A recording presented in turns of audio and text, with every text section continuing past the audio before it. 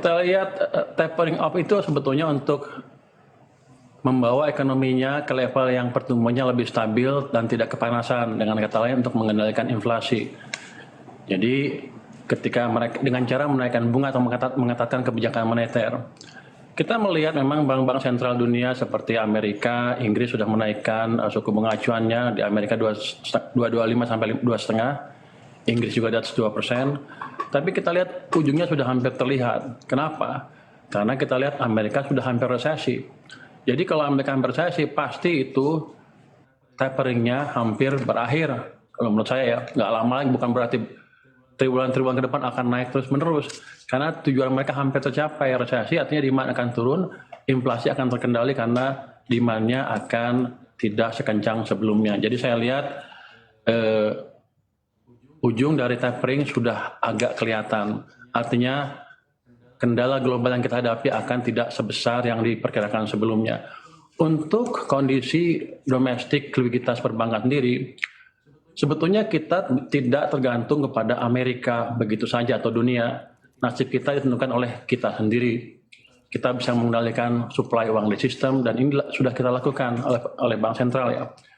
Kita lihat di tahun 2020 ketika Amerika masih injek uang sistem, kita sempat mengalami keketatan likuiditas karena uang terlalu banyak ditarik ke di Bank Sentral. Tapi sekarang sudah dibalik. Uang sudah ditaruh di sistem dan pertumbuhan M0, uang yang primer sekarang itu sekitar 20%, bahkan angka terakhir menunjukkan pertumbuhannya di 28%. Artinya sudah cukup banyak uang di sistem perekonomian kita. Ini juga terlihat dari indikator-indikator alat likuid per DPK yang sekarang mencapai 133%, standarnya 50%, jadi udah 2 kali lebih tinggi. Kemudian alat likuid dibagi DPK yang sekarang mencapai 29,9%.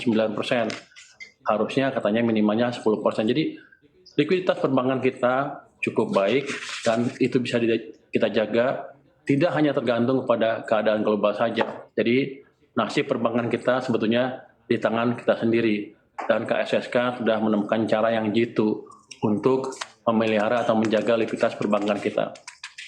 Baik, tadi Bapak katakan ujung tapering ini sudah kelihatan. Kalau proyeksi Bapak, kapan akhir dari tapering Bank Sentral Amerika Serikat ini? Apakah di akhir tahun ini atau justru di tahun depan masih berlanjut? Kalau saya lihat mungkin next meeting dia akan naikin 50 basis karena mungkin malu ya udah ngomong mau naikin secara agresif, terus ternyata datanya seperti itu. Biasanya mereka jaga malu juga tuh, dia masih akan naikin. Tapi setelah itu mereka akan berhitung dengan lebih teliti lagi.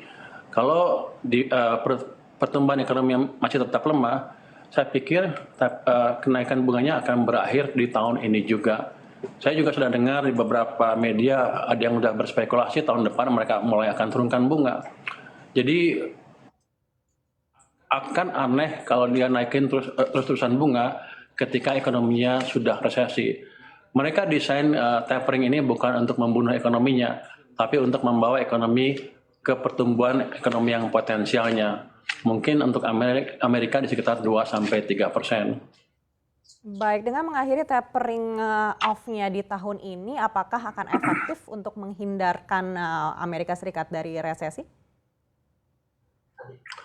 Kalau saya lihat, kalau emang ekonominya betul-betul melemah, mereka akan banting setir dari tightening bias ke loosening bias dalam pengertian. Mungkin bunga nggak akan turunkan langsung, tapi apa yang disebut monetary easing atau injeksi uang ke sistem mungkin mereka akan lakukan lagi. Karena pada dasarnya kebijakannya bukan untuk membunuh ekonomi atau membuat ekonomi ke resesi, tapi tadi untuk menaruh ekonomi di pertumbuhan ekonomi potensial 2-3% tanpa menimbulkan inflasi yang berlebihan.